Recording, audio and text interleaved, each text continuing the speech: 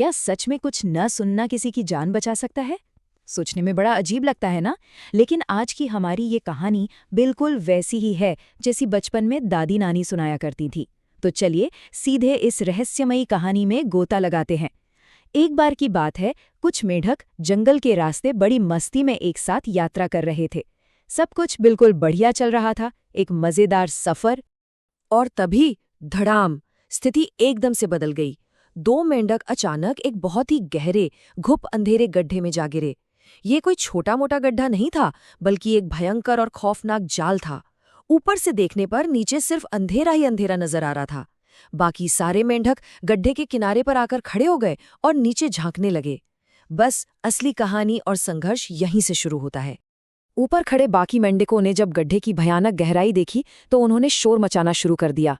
वो चिल्लाने लगे कि अब तुम्हारा बचना बिल्कुल नामुमकिन है, बस हार मान लो।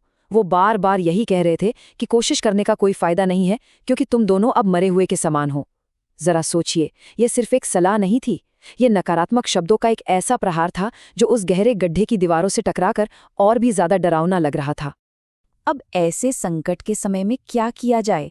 शुरू में तो दोनों ही मेंढकों ने उन नकारात्मक बातों को बिल्कुल अनसुना कर दिया और अपनी पूरी ताकत लगाकर बाहर कूदने की कोशिश की। लेकिन ऊपर से लगातार चिल्लाने की आवाजें आ रही थीं कि अरे रुक जाओ, क्यों बेकार में तड़प रहे हो।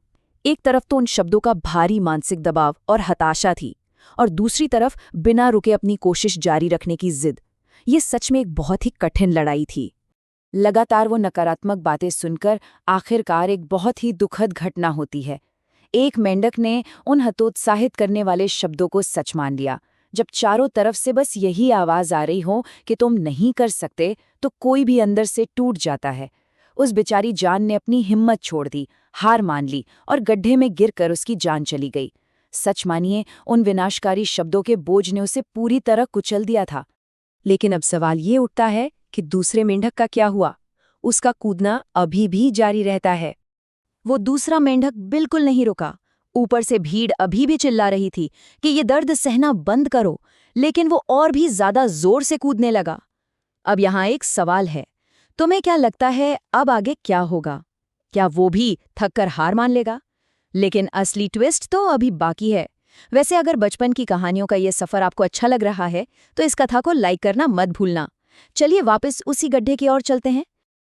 और ये रहा इस कहानी का सबसे शानदार पल। वो रुका नहीं, उसने अपनी बची खुची पूरी ताकत इकट्ठा की, एक आखिरी और जोरदार छलांग मारी और वो बाहर आ गया।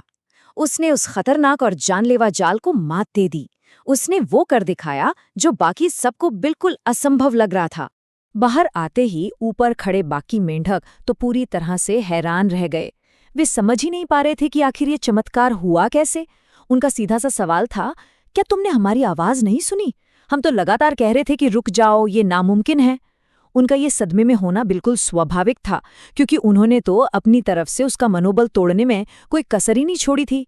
और अब आता है इस कहानी का सबसे बड़ा रहस्य। वो मेंढक दरअसल बहरा था। जी हाँ, बिल्कुल सही सुना आपने। जब बाकी मेंढक चिल्ला चिल्ला कर कह रहे थे कि हार मान लो, तुम मर जाओगे, तो उस बहरे मेंढक को लगा कि वे उसे चीयर कर रहे हैं। उसे लगा पूरी भीड़ उसका उत्साह बढ़ा रही है और कह रही है तुम कर सकते हो, और जोर से कूदो। यही इस पूरी कहानी का सबसे बड़ा और महत्वपूर्ण हिस्सा है। शब्दों की जादुई ताकत, यही है आज की हमारी सीख। इस कहानी से हमें दो बहुत ही गहरी बातें समझ आती हैं। पहली, एक नकारात्मक या विनाशकारी शब्द किसी ऐसे व्यक्ति की भावना को पूरी तरह से कुचल सकता है जो पहले से ही मुश्किल में हो।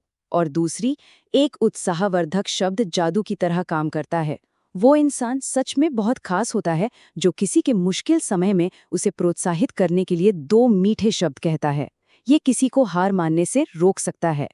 इस बात को हमेशा याद रखने के लिए एक छोटी सी और मजेदार लाइन याद कर लेते हैं।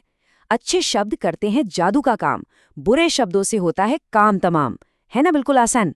ये एक बहुत ही सरल तरीका है इस बात को दिमाग में बिठाने का कि हमारे शब्दों का चुनाव ही तय करता है कि किसी के साथ जादू होगा या उसका भारी नुकसान। अब सोचने वाली बात यह है कि अगर तुम होते तो क्या करते? क्या उन ऊपर खड़े मेंढकों की बात मान लेते या उस बहरे मेंढक की तरह अपनी कोशिश लगातार जारी रखते? तुम्हें कौन सही लगा? नीचे कमेंट्स में इस पर जरूर चर्चा करें। सबके विचार जानना बहुत दिलचस्प होगा। तो सबसे बड़ी और अंतिम सीख यही है कि जो भी रास्ते में मिले उसमें जीवन का संचार करें, यानी हमेशा दूसरों का हौसला बढ़ाएं। अगर हम बिना सीखे शॉर्टकट ढूंढते हैं या बस नकारात्मक बातों पर ध्यान देते हैं तो हम कभी आगे नहीं बढ़ पाते। माता पिता इस कहानी का उपयोग बच्चों के साथ इन महत्वपूर्ण बातों पर चर्चा करने के लिए जरूर कर सकते हैं।